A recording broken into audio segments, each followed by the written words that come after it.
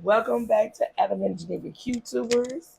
And today we're going to be talking about the show The Boys. that's on Amazon Prime. And boy, it is good. But it's I kind of got her into it. weird. Took Yeah, her, took her a second to get into it, but she thinks she likes it. yes, I do. I do like Yep. it. It's good. Yep. It's a series to get into. Yeah, but we'll be discussing the first episode of The Boys. Yes, but just to let you guys know, if you're new to the channel, welcome. And if you're, as they say, oldie but a goodie, Mm-hmm. or our original family, welcome back.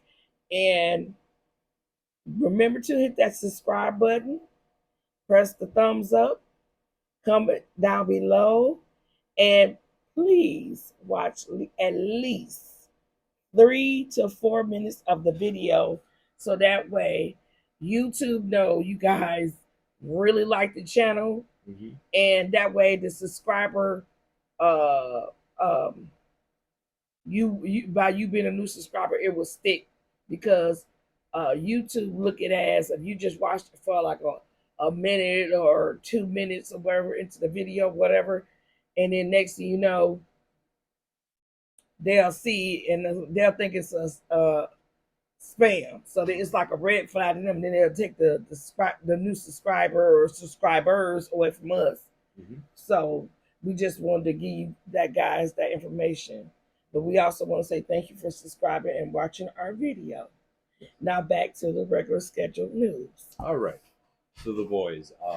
The Boys is based on a comic book originally. I didn't know. Yep. Originally based on a comic book. But the show differs from the comic book in various different ways. But it's a great show. But basically, the premise of the show is that there's a group of superheroes similar to the Justice League, Yes. but they're owned basically by basically like an evil corporation. Where they go out and save people and do good things, but it's mainly to get people to watch them and get like views, Instagram Basically, followers, someone like YouTube. movie contracts. Yes. Basically, one of the characters who joins up the league, which is called the Seven in the show. She kind of put it, it's not so much that they want them to be heroes, but so much that they want them to look like heroes. Right. But it's basically the premise is that there are super powered people in the universe, or on the on planet Earth, I should say. And yeah, it's a great show. But the reason it's called The Boys is because the boys are a group of basically anti superhero. It's like basically an anti superhero group. They really can't stand them. They're trying to destroy the Seven and expose them for what they are. And don't get me wrong, they got superpowers. Yes, they have superpowers, but they abuse them. They abuse and them. There's a lot of things like the beginning part. Huey is the main protagonist that the show basically focuses on. And what happens is that one of the supers named A-Train, he's basically like the Flash kind of character. He's really, really fast character. Well, Huey's talking to his girlfriend, making small talk and whatnot, plans for later on that evening and joking around or whatever. And A-Train all of a sudden runs into her, obliterating her, like just absolutely destroying her. Huey is, he's holding her arms like this, and then A-Train runs into her, and all you see is Huey holding a pair of arms, and like the rest of her body was you like get splashed with her blood, and you see gone. you see bits of bone and spine and all sorts, and then for a moment A-Train stops, but all he says is, I can't stop, and he runs back, he runs away, and of course Huey is in shock and abject horror, and basically has a vendetta out for A Train after that. They, the corporation that's responsible for the Seven, um, tries to basically try to get PR department. Well, basically the damage control department basically tries to buy Huey Silence, by having him sign a non-disclosure agreement in exchange for $45,000. And of course, this is an insult to Huey. His dad wants him to do it because Huey's a lot of money. They're not very well off. Huey works at an electronics store. Basically, look like kind of like Radio Shack. Basically works at a Radio Shack, but he's pretty knowledgeable about the tech that's there. Technology. I mean, that's what it reminds me of. Right. The store that he was. Yeah, basically a Radio Shack. Was like a Radio Shack or computer like a Circuit small, City. Circuit City, Best Buy. Kind of smaller chain. Yeah, more like a Radio Shack because it's a smaller store. Yeah. But yeah, and then the second the sort of the secondary plot to the show is the Starlight thing. Starlight is a superpowered human being who gets selected for the Seven. And she's very optimistic. Yeah, but she's replacing somebody. Somebody who retired on the show, or on the show in the Seven. I'm sorry, but basically, she talks about how she was used to do child superhero pageantry, and how she said she wanted to change the world, and how the judges kind of like thought, oh, how cute, but she really wants to make a difference in the world. You can see that she's really earnest. Does. You can see that she's earnest, and she's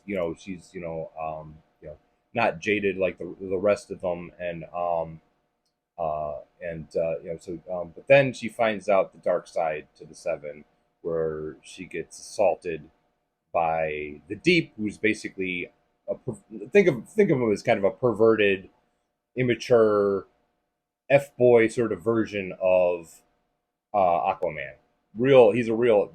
He basically blackmails her, like if you don't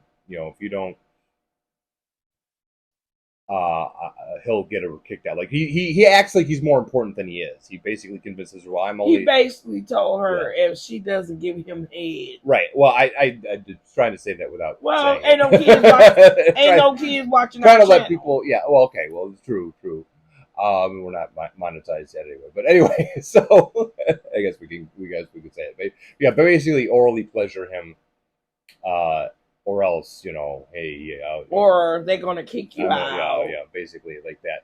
The Deep really isn't second in command. Homelander is basically the face of the group. He's the super. Homelander is basically like a combination of Captain America and Superman. But a very, very dark version. But to me, I think Homelander is a jackass. Oh, well, I mean, they all have their, Yeah, but he's the number one jackass. Yeah, probably the number one jackass. And the Deep is not much better. Matter of fact, in some ways, I think he's jackass worse. number 2. In some ways, I think he's worse. But Homelander is, at least in the show, he's intelligent, but he's jealous, and he's controlling, and basically, on paper, manipulated. Yeah, on paper, he's Mr. Patriotism and good, truth, justice, and the American way, and all of that. But like behind the scenes, he's an asshole. He's like some of these other people that are in real life are assholes. Right. Well, basically the CEO of the. But that's my opinion, not Adams. Okay. That's the one character I can't remember whose name. Does he have a suit on or something? No, the CEO of the company, the one with the baby. I cannot. I forgot. We'll have to look it up and put it in there. Right. Well, but basically, the CEO of the company, the boss, she knows that she can manipulate Homelander, He's um, but um, basically uh, she's talking about she's also giving a press conference or we're not press conference, but she's got like a meeting with the shareholders and giving a presentation about Starlight, and Starlight is the newest member of the group, and this and that and the other thing, and um, but Starlight very quickly figures out that the Seven isn't all it's cracked up to be, even though she's dreamed about being a part of the group ever since she was a little girl, and she's trained with her powers. Um, her powers are basically she has super strength. She has super strength, but her main power is that she basically can blind people with light beams that shoot out of her eyes and her hands. That's like her main thing, but she also just kicks ass, outside of that too.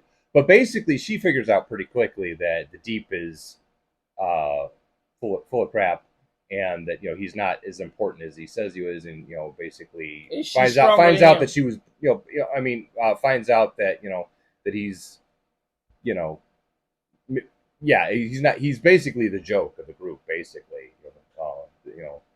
Um, Homelander calls him his little guppy sometimes, and yeah, and but yeah, the I think one person that's kind of cool, but then he's somewhat evil, a little bit evil. Was the Invisible Guy? He's a straight up pervert. Yeah, because he stands around butt naked. Well, okay, well But that's not what makes him perverted though. What makes him perverted is that he hangs out in the ladies' room watching what But goes you on in know the what? To ladies' be room. honest with you, it was all of their. Well, all of them have something going on. Yeah, all Yeah, of them but have they all something use going on. that bathroom Yeah, well, I mean, they all use the bathroom, but okay, he's at different times. yeah, okay, But I'm with you though. yeah, He was sneaky, but he was yes. invisible. Okay, and again, we're focusing on episode 1, but we find out what happens to him in uh, I think it's episode 2 actually. Yeah. I think it's um, but anyway, yeah, but basically, But we're basically talking Yeah, about episode 1 and Yeah. episode 2. yeah, Translucent is the name of the That's yeah, his name. Translucent. Yep. It bugs me when I can't think of the CEO because I can't remember the actress's name either, but I've seen her in a lot of different things. But anyway, but yeah, I hope I'm not rambling too much about it because I keep kind of going back and forth. No. But yeah. But basically, what ends up happening is that Huey ends up meeting Billy Butcher, and Billy Butcher introduces himself as an FBI agent. Yes. Okay, which you later find out that he was. He's not. Okay, but he was basically a freelancer that did work for various organizations. But you can tell that he's kind of burned some bridges, or very close to burn some. He burned some bridges and very close to burn some bridges along the way. Yeah, I think he was like kind of working with the CIA or something like that. He was working with the CIA. I'm sure he's done freelance work for the FBI. He's done, he's done different things, but he never worked directly for any of these agencies. But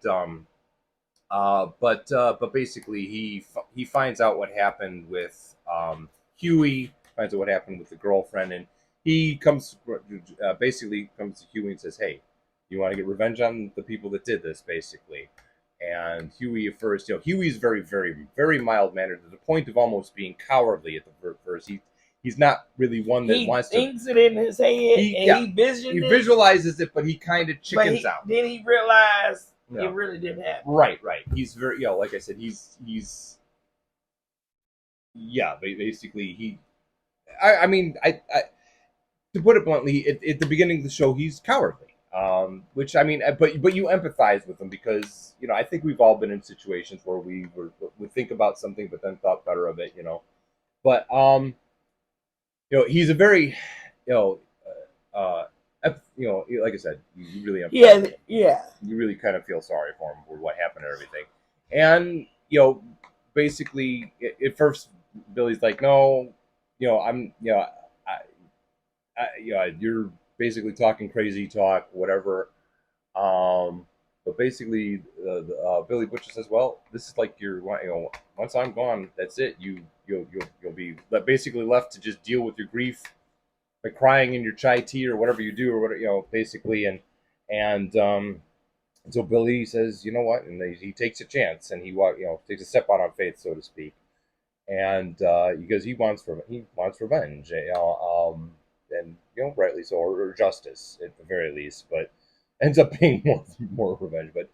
Um, so what ends up happening is Billy convinces Huey to sneak into the Seven's quarters, this big tower, basically, the kind of the Tower of Justice, so to speak, but and plant a bug so that they can figure out figure out what's going on in the inner workings of the Seven when they all meet in the room and everything like that.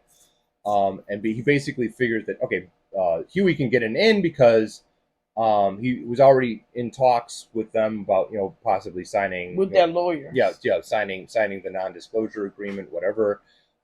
Huey basically says that he wants a direct apology from A Train. But basically just setting up a meeting where he can actually get this bug. It's all a ruse to get in so he can plant this bug under the table. To make a long story short, he gets found out by Translucent, the invisible guy.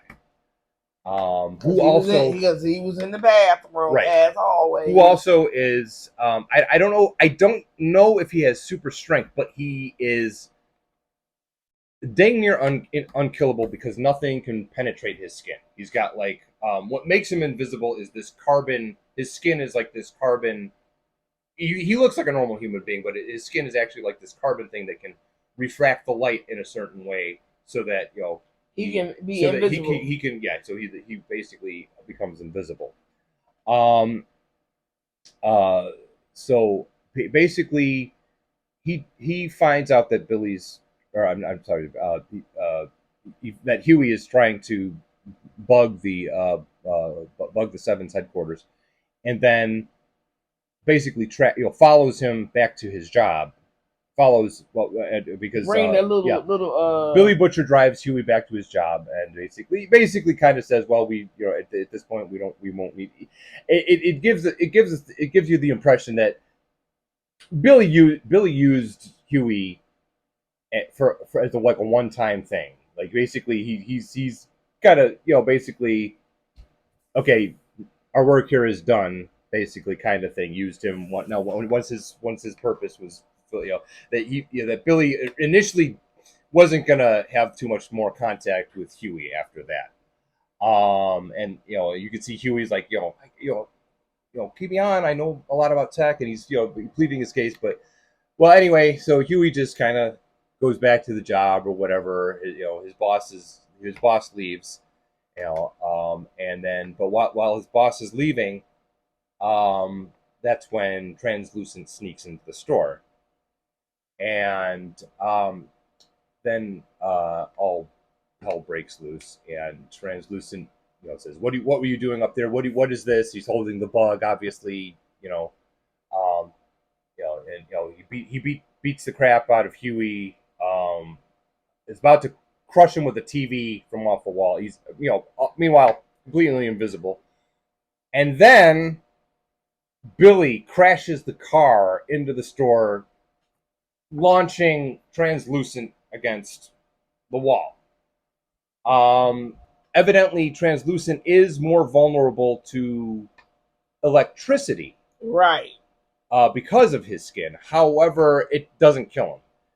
Basically, it just knocks him out. It just knocks him out because Billy holds the cord from the TV that Translucent had ripped off the wall, and Billy pushes him into the cord, and Billy zaps him in his butt cheek. You can tell, great CGI, by the way, because you see like the invisibility kind Booty of crack. Yeah, you see the electricity traveling along his butt, so you can see the outline of his butt, and and the blood affects you. Like basically, Billy spits his own blood at him, so he can see, so he can see Right. him. Great work there.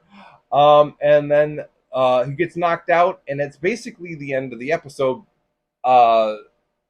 Basically, it seems like he killed. They didn't But kill we him. have to watch more, so Yeah. we're gonna get ready to end this Right. video here. Mhm.